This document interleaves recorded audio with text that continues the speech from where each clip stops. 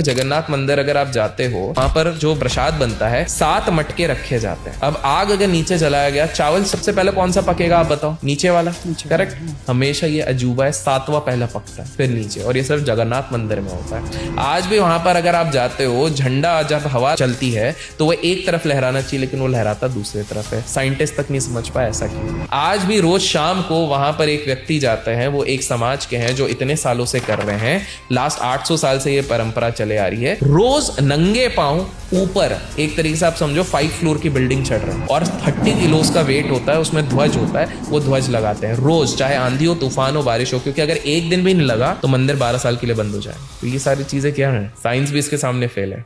मर्यादा पुरुषोत्तम राम 1940s में किताब लिखी गई थी, अमेरिकन हिंदू। उसके लेखक ने जब उस समय के मिनिस्टर्स को ये गिफ्ट करा था, तो उन्होंने उसमें मेंशन किया था कि मैं पर्सनली पूरे दुनिया को घूमा था। उन्होंने पहली चीज बताई कि वो जब एक ट्राइब के पास पहुंचे थे, उनके भाई आप लोग किसको मानते हो? तो उन्होंने बोला कि बहुत साल पहले, करीब 15,000 साल पहले, ऐसा हमारे पूर्वज बताते हैं, यहाँ पर एक हस्बैंड एंड वाइफ आए थे। हस्बैंड अपने ब्रदर के साथ भी आए थे, और उन्होंने हमें सिखाया प्रेम कैसे करना है, उन्होंने हमें सिखाया एक स्त्री का रिस्पेक्ट कैसे करना, उन्होंने सिखाया कि किस तरह से हमें सबके लिए मर्यादा रखनी चाहिए। ये किसकी बात कर रहे थे? मर्यादा पुरुषोत्तम राम।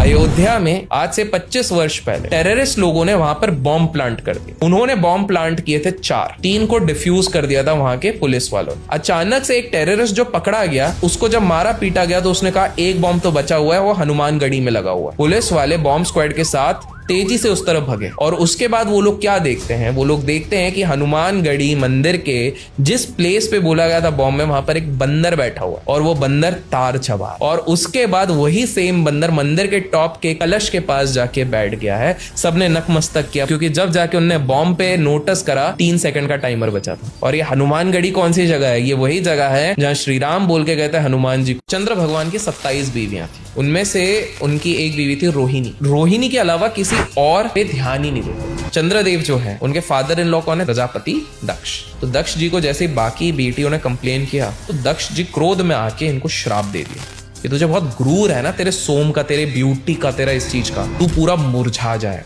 तेरे अंदर कुछ ब्यूटी नहीं रहे, तू निर्झा जाएगा, खत्म हो जाएगा। ये बड़े टेंशन में आ गए, क्योंकि वो मुरझा जा रहे थे। तो ये गए ब्रह्मा जी के पास। ब्रह्मदेव ने कहा कि भाई इस चीज से बहुत हाई लेवल का श्राप है, इससे सिर्फ एक ही जन बचा सकते हैं, महादेव। तो उन्होंने एक शिवलिंग वहां पे स्थापित करी और पूजा करने की कोशिश करी। अब शिव जी ने बोला कि देखो भाई, तुमको जो कर्स लगा है, वो लगा तो बड़ा डेंजर वाला है, तो मैं पूरा एलिमिनेट तो नहीं कर सकता हूँ। तो बोले और वो 15 दिन कब खिलोगे? तुमको मैं अपने केश पे धारण करूंगा। तो आप देखो शिव जी के केश पे आपको चंद्रमा दिखते हैं। जय श्री राम बोलता है तो आप देखना हमेशा एक वॉरियर पोज बोलता है, जय श्री राम, जय श्री राम, जय श्री राम, फुल नारे लगाए, मंदिर में प्रणाम भी करेगा, और बाहर जाके तो आप जय श्री राम बोलते रहो, बट क्या आप राम जी के गुण अपने अंदर ले रहे हो? राम जी क्या धूम्रपान करते? कभी नहीं करते। तो आप ये सोचो, तो हम बोल कुछ और, दिमाग में कुछ और है, कर कुछ और। सत्युग में सब कुछ सच सोचते थे, सच बोलते थे, करप्शन नहीं। हमारे इधर सोचते हम कुछ और है, बोलते कुछ और है, करते कुछ और। सत्युग और कलयुग में यही अंतर है। गिरनार पर्वत में 10,000 स्टेप्स हैं।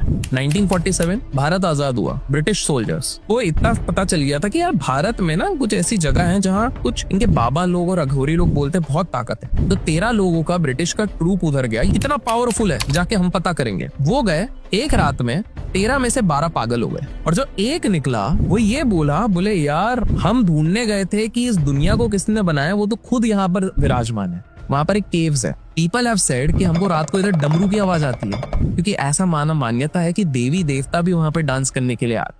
आज भी नरसिंह भगवान वहां पर साक्षात विराजमान है। जब आप आंध्र प्रदेश जाते हैं, यहाँ एक और जगह है अहोबिलम, जब आप इधर ट्रैक करके जाते हैं, तब जब ऊपर देखते हैं तो आपको एक ध्वज लहराता हुआ दिखता है। तो ये ध्वज पता है कहाँ पे लहरा रहा है? ये वही स्तंभ है जिससे नरसिंह भगवान निकले थे। वहीं पर एक मंदिर है जहाँ नरसिंह भगवान की एक बहुत ही मिस्टिकल चीज होती है। आप मंदिर जा सकते हैं, प्रभु के दर्शन साल में सिर्फ एक बार होते हैं। क्यों? क्योंकि नरसिंह भगवान का तेज इतना है, एनर्जी इतनी है कि आम इंसान उसको सह नहीं पाएगा। इसी मंदिर में पंडित लोगों ने खुद ने किया है, वो मूर्ति टफ नहीं है, बहुत फीबल है। उसको जब आप टच करते हो तो आपकी उंगली भी अंदर जाती है, और थोड़ी उंगली अंदर चले जाती है तो रेड कलर का फ्लूइड निकलता है, ऐसा माना जाता है। आज भी नरसिंह भगवान वहां पर साक्षात विराजमान है।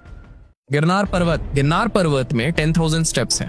1947 भारत आजाद हुआ, ब्रिटिश सोल्जर्स को इतना पता चल गया था कि यार भारत में ना कुछ ऐसी जगह है जहाँ कुछ इनके बाबा लोग और अघोरी लोग बोलते हैं बहुत ताकत है। तो 13 लोगों का ब्रिटिश का ट्रूप उधर गया, इतना पावरफुल है जाके हम पता करेंगे। वो गए, एक रात में 13 में से 12 पागल हो गए, और जो एक निकला वो ये बोले यार हम ढूंढने गए थे कि इस दुनिया को किसने बनाया, वो तो खुद यहाँ पर विराजमान है। वहां पर एक केव्स है। पीपल हैव सेड कि हमको रात को इधर डमरू की आवाज आती है, क्योंकि ऐसा मान्यता है कि देवी देवता भी वहां पर डांस करने के लिए आते।